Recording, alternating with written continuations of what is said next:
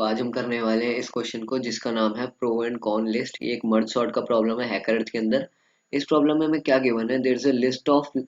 N girls in front of Barley and he is to calculate the optimal happiness. अब happiness calculate करने की condition क्या है कि वो जो भी दो गर्ल्स चूज करेगा ना, उसमें ये भी गिवन है कि जो मतलब वो जो मतलब नंबर ऑफ गर्ल्स चूज करेगा वो एग्जैक्टली टू गर्ल्स होनी चाहिए। अब जो हैप्पीनेस उसे कैलकुलेट करनी है, उसको कैलकुलेट करने के लिए वो क्या करता है, दो पैरामीटर चूज करता है। एक जैसे फेवर हो गया एक गर्ल का, कि अगर वो गर्ल जो है चूज हो गई तो उसमें जो हैप्पीनेस होगी ना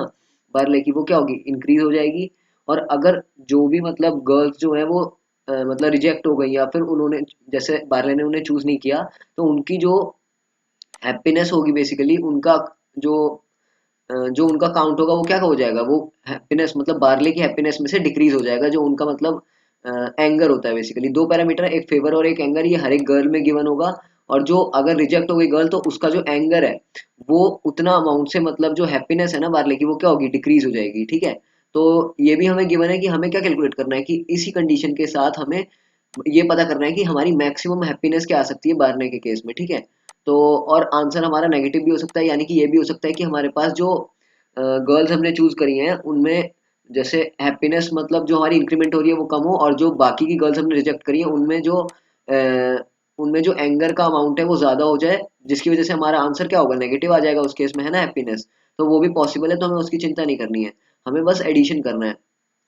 तो एक बार ये समझते हैं कि हमारा इनपुट टेस्ट केसेस में 17 आंसर कैसे आ रहा है। तो हमें सबसे पहले क्या नंबर, हमें सबसे पहले number of test cases given है, उसके बाद हमें क्या बोला हुआ है कि हमें फोर,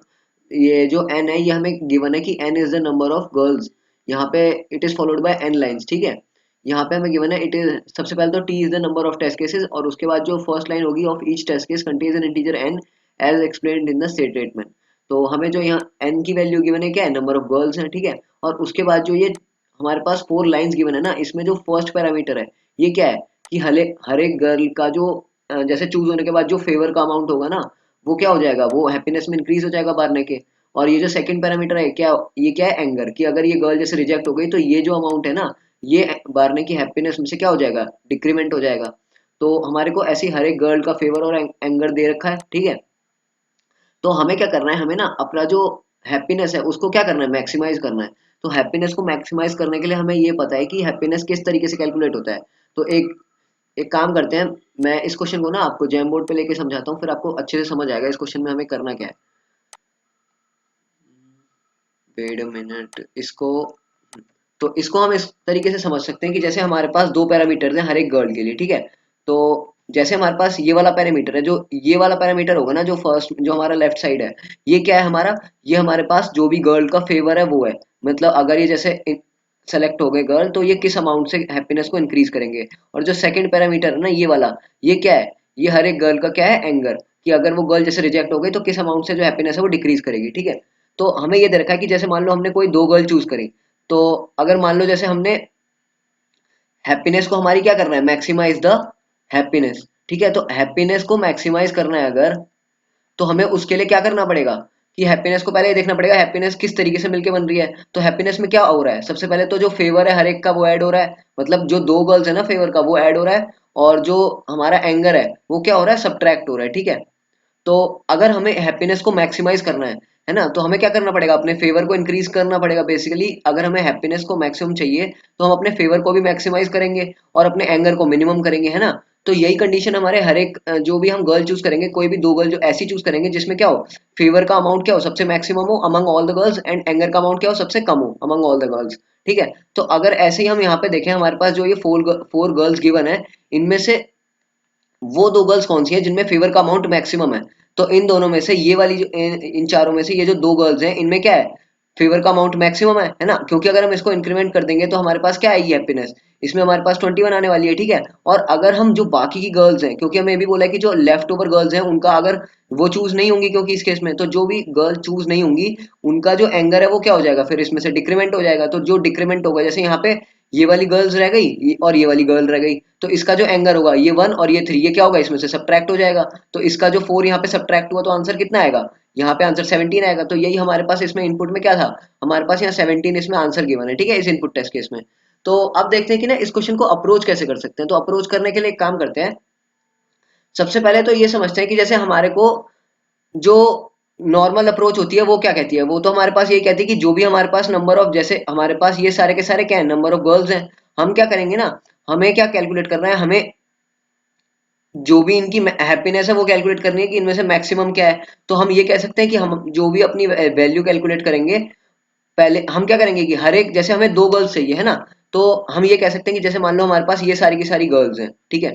मैंने ये माना कि मेरे पास ना ये सारी की सारी गर्ल्स हैं, 1 2 3 4 5 6। तो मैं ये कह रहा हूँ कि मैं सबसे पहले गया फर्स्ट वाली गर्ल के पास, ठीक है, मैंने ये चेक किया कि अगर मैं इस फर्स्ट वाली गर्ल को चूज करूँ तो मेरे पास सेकंड कौन सी गर्ल बनती है जो कि मेरे को मैक्सिमम आंसर दे सकती है, ठीक है, मैं यही बोलूंगा ना कि मैं मैक्सिमम और कौन सी सेकंड गर्ल चूज कर सकता हूँ जिससे मेरा आंसर मैक्सिमम बने अभी तक का, ठीक है, फिर मैं उसे एक वेरिएबल में स्टोर कर लूंगा जो अभी तक का मेरा मैक्सिमम आंसर होगा, ठीक है। और फिर मैं क्या करूंगा, ऐसे ही अपने नेक्स्ट सेकंड को चूज करके करूंगा कि अगर मैं सेकंड को चूज करता हूँ, अब मैं और किस गर्ल को चूज कर सकता हूँ कि जो मेरे को आंसर क्या दे, मैक्सिमम दे, ठीक है। तो ये तो मतलब हम क्या कर रहे हैं इसमें, हम हर एक उसमें गर्ल के लिए जाके नेक्स्ट गर्ल को फाइंड कर रहे हैं कि वो मैक्सिमम आंसर दे रही है या नहीं दे रही है प्रीवियस मैक्सिमम से। तो इस केस में हम क्या कर रहे हैं, अपना लूप को कितनी बार चला रहे हैं, दो बार चला रहे हैं, मतलब एक बारी एंड तक चला रहे हैं और उसी के अंदर दोबारा फिर एंड तक चला रहे हैं, है ना, ये बात समझ रहे हो, मतलब एक बारी तो एंड तक चला, है ना, कि हमने एक गर्ल फाइंड करी, और उसके बाद जो उसी के अंदर हम उसी गर्ल के लिए क्या कर रहे हैं, सेकंड गर्ल फाइंड कर रहे हैं जो कि हमें मैक्सिमम आंसर दे प्रीवियस आंसर से, ठीक है। और अगर हमें मैक्सिमम मिल जाता है तो हम अपने मैक्सिमम को अपडेट कर देंगे। तो ये तो हमारी अप्रोच हो गई जिसकी कॉम्प्लेक्सिटी क्या होगी, ओ ऑफ एन स्क्वायर होगी, क्योंकि इसमें हम क्या कर रहे हैं, दो बार एन लूप चला रहे हैं नेस्टेड फॉर्म में, ठीक है। तो ये तो हमारी हो गई ब्रूट फोर्स अप्रोच। अब एक काम कर सकते हैं, हम ये देख सकते हैं कि इसको ना अगर हम और क्लैरिटी में देखें और समझें, हमारे पास क्या गिवन है, हमारे पास जैसे हर एक गर्ल के लिए दो दो पैरामीटर गिवन है, ठीक है, जैसे हमारे पास यहाँ चार गर्ल गिवन है और ये हो गई हमारी क्या, ये हमारे पास एक हर एक का जो है फेवर गिवन है, ठीक है, और ये हमारे पास हर एक का क्या है, एंगर गिवन है। तो अगर हमें ये पता है कि ये वाली जो वैल्यू होगी ना, ये सारी की सारी हमारी ऐड होने वाली है, तो हम क्या चाहते हैं ना कि अगर मैं मान लो ये कह रहा हूँ कि जैसे मेरे पास ना मैं ये ले लेता हूँ कि मेरे पास ए और क्या ले लें, हाँ, ए और स्मॉल ए गिवन है, ठीक है, मतलब हमारे पास ऐसे एक गर्ल गिवन है, फिर capital B small B given है, फिर capital C small C given है और फिर capital D small D given है। तो अगर मेरे पास ये चार गर्ल्स गिवन है तो मेरे को ये पता है कि मैं इनमें से कोई भी दो गर्ल ऐसी चूज कर सकता हूँ जो मेरे को मैक्सिमम आंसर दें, है ना। तो अगर मान लो मैंने मैक्सिमम आंसर चूज कर लिया कि मेरे को ये दोनों गर्ल्स दे रही हैं, है ना, तो मैंने क्या किया, इसको और इसको ऐड कर दिया, क्योंकि ये क्या है, ये तो इनका फेवर है, ये ऐड हो जाएगा हैप्पीनेस में। और जो बाकियों का मेरे पास वो होगा ना एंगर, वो क्या होगा, सब्ट्रैक्ट हो जाएगा इसमें से, मतलब माइनस क्या हो जाएगा, सी प्लस डी हो जाएगा। तो ये जो मेरे पास आएगा ये क्या आएगा, टोटल हैप्पीनेस आएगा, ठीक है। तो अगर ये मेरे पास टोटल हैप्पीनेस आएगा तो इसको मेरे को कैलकुलेट करना है, तो अगर इसको मेरे को एफिशिएंट वे में कैलकुलेट करना है तो हम इसमें एक चीज ऑब्जर्व कर सकते हैं कि हमारे पास ना जो बाकी के रह गए हैं, जैसे हमने क्या चूज किया है, हमने ये चूज किया है कि हमारे पास ये जो चीज है ना ये तो ऐड हो रही है, लेकिन जो इन्हीं ग्रुप्स का जो एंगर है ये तो हमने यूज ही नहीं किया। तो अगर मैं इसको भी अपने आंसर में ऐड कर दूं तो मेरे पास देखते हैं कि क्या बनेगा। अगर मैं इसको भी अपने आंसर में ऐड कर दूं, यहाँ पे ए बी है ना, प्लस ए और प्लस बी, और माइनस में अगर मैं कर दूं सी प्लस डी, और इसको भी माइनस में कर दूं ए प्लस बी, ठीक है। तो मैं ये कह रहा हूं कि एक बारी तो हमने क्या किया, ए प्लस बी को ऐड कर दिया, और एक बारी क्या किया मैंने, ए प्लस बी को सब्ट्रैक्ट कर दिया, इसी जो हमारी मतलब स्टेटमेंट बनी थी, ठीक है। तो अगर मैं इसको और देखूं तो मैंने मेरे पास जो है सब्ट्रैक्शन का अमाउंट आएगा, ये तो पूरा आ जाएगा A plus B plus C plus D, है ना। तो बेसिकली ये जो मेरे पास A plus B plus C plus D बचा है, ये बना है जो है, ये क्या है, ये मेरे पास जितने भी जैसे फोर गर्ल्स थी इस केस में, तो ये मेरे पास सारी की सारी गर्ल्स का क्या हो गया, एंगर आ गया, है ना। तो अगर मेरे पास ये सारी की सारी गर्ल्स का एंगर आ गया तो ये तो क्या है, ये तो मेरे पास पूरी की पूरी इनपुट में एक कांस्टेंट अमाउंट है। तो मेरे पास ये जो एक कांस्टेंट अमाउंट है ना, ये मैं हर एक बारी चेक नहीं करूंगा अपने लूप में, मैं केवल किसको चेक करूंगा, मैं केवल ये चेक करूंगा कि मेरी जो ये वाली वैल्यू है ना ये कब मैक्सिमाइज हो सकती है। तो ये वाली वैल्यू बेसिकली क्या है, अगर मैं आपको सही से समझाऊं तो ये वाली जो वैल्यू है ये क्या है मेरे पास, अगर मैं ए प्लस ए कर रहा हूँ और साथ में बी प्लस बी कर रहा हूँ तो ये मेरी क्या है वैल्यू, ये मेरी क्या है, फर्स्ट गर्ल की एंगर और फेवर है, ये मेरे पास सेकंड गर्ल का एंगर और फेवर है ना। तो मैं क्या कर रहा हूँ कि मेरे को ना इस चीज को अगर मैक्सिमाइज करना है तो मैं बस ये चाह रहा हूँ कि मेरे को ना मतलब जो भी मेरी मैक्सिमम वैल्यू है, मतलब अगर इसमें मेरी मैक्सिमम वैल्यू ए आ रही है ना, और इसमें मेरी मैक्सिमम वैल्यू क्या आ रही है, मैंने मतलब क्या बोला कि मैंने ये कैलकुलेट करता हूँ कि मेरे पास ना टोटल मतलब अभी तक का कितना वो बना है, जैसे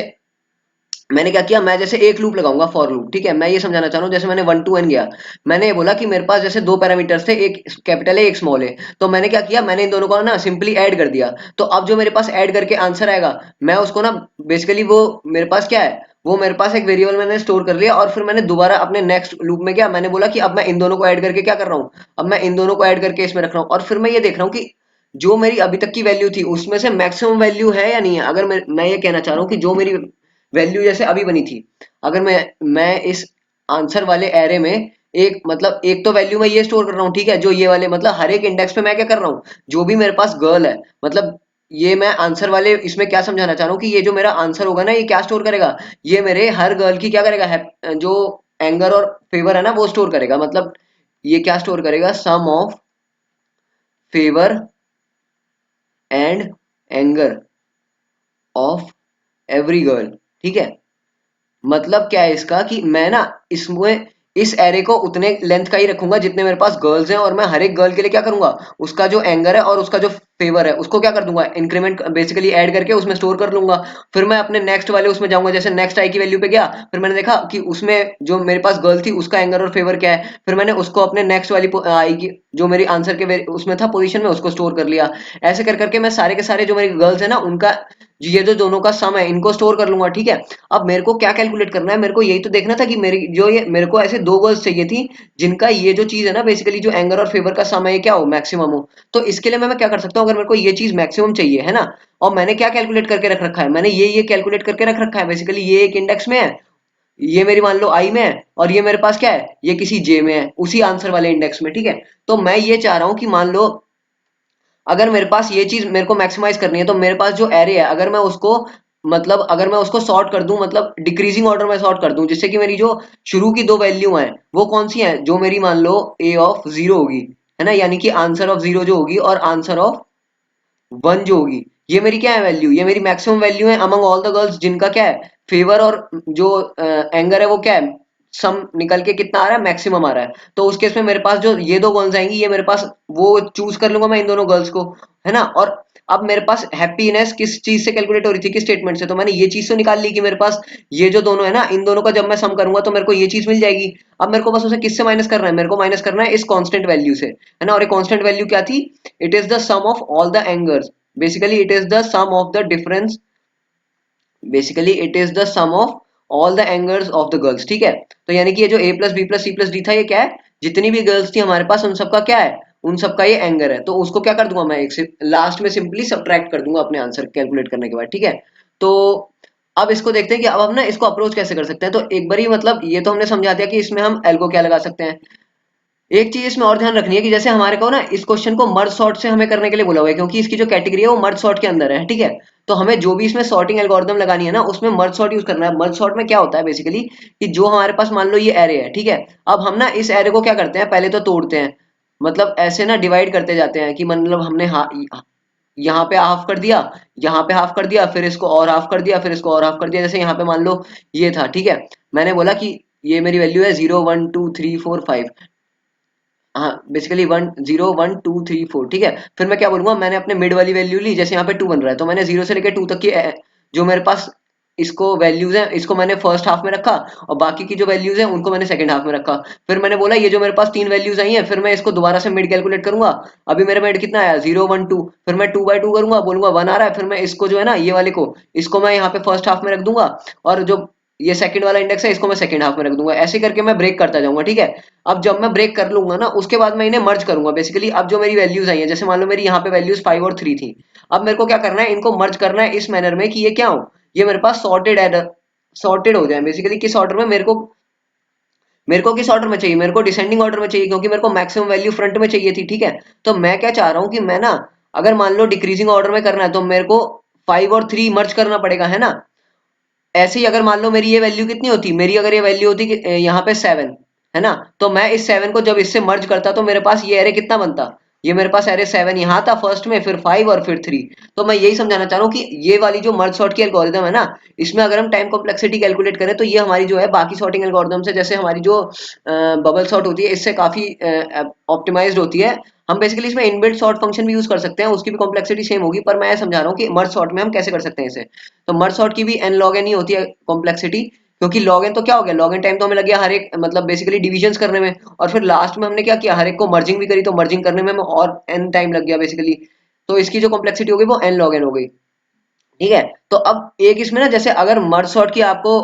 एल्गो नहीं पता है, तो मर्ज सॉर्ट में आपको रिकमेंड करूंगा कि आप एक बार पढ़ के आए पहले। तो उसमें एक ना कंडीशन होती है वाइल लूप की, जिसमें हम क्या करते हैं, अपने मर्जिंग की जो कंडीशन होती है ना हमारी, उसमें पहले हम ये चेक करते हैं कि एक वाइल लूप होता है जिसमें या तो आई जो है वो अपने मिड बेसिकली जो मिड है उससे छोटा है ना, और जो जे है वो किससे छोटा हो, बेसिकली जो जे वाली वैल्यू है वो किससे छोटी होगी, वो हमारी जो एंड है ना बेसिकली, जो हमारे पास अभी एरे गिवन है, जो करंट एरे है उसकी जो लेंथ है उससे छोटी हो, है ना।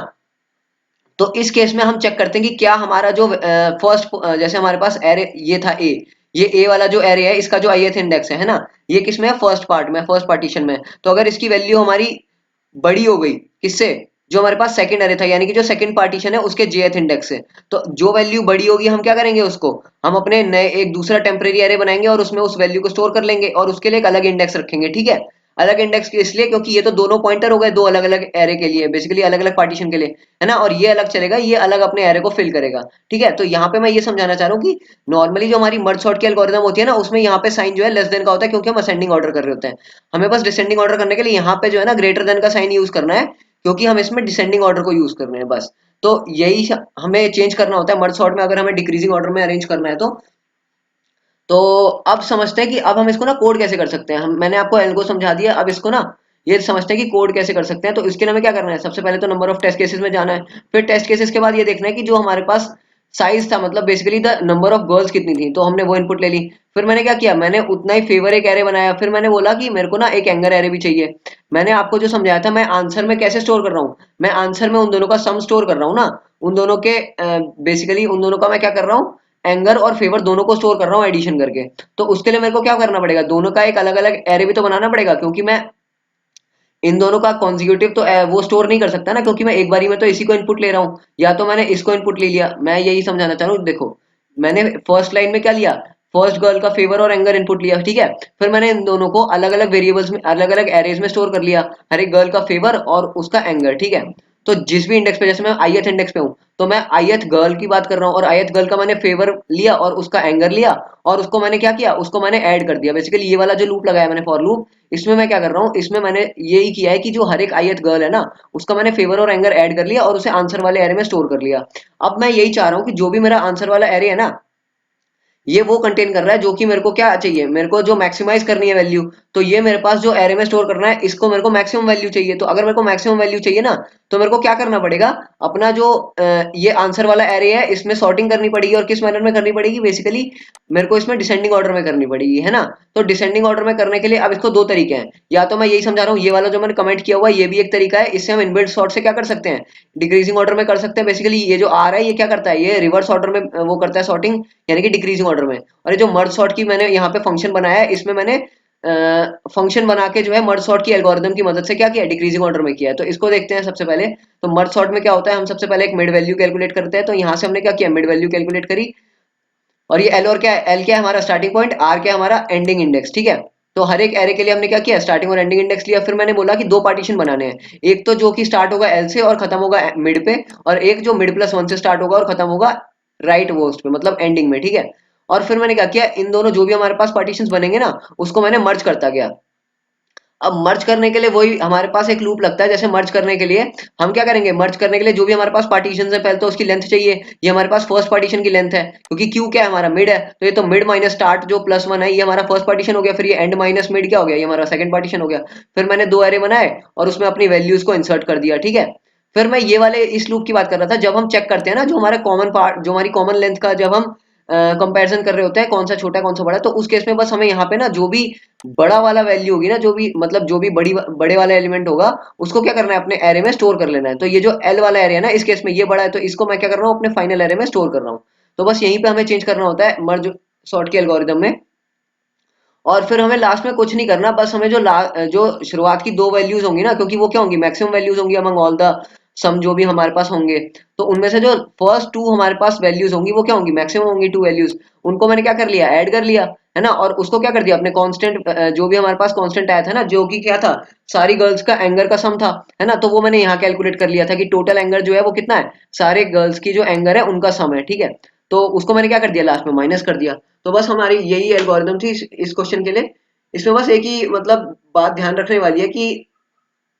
हमारे को जो कॉम्प्लेक्सिटी है ना इसमें, अगर हम ब्रूट फोर्स लगाएंगे तो वो एन स्क्वायर चली जाएगी, वो हमें टीएलई देगी। तो ये इसमें हमें बस एक ऑब्जर्वेशन रखनी थी कि अगर हम अपनी जो एंगर हम यूज नहीं कर रहे हैं ना, अगर उसको भी यूज करेंगे तो हमारी कॉम्प्लेक्सिटी किस तरीके से ऑप्टिमाइज हो सकती है। तो थैंक यू।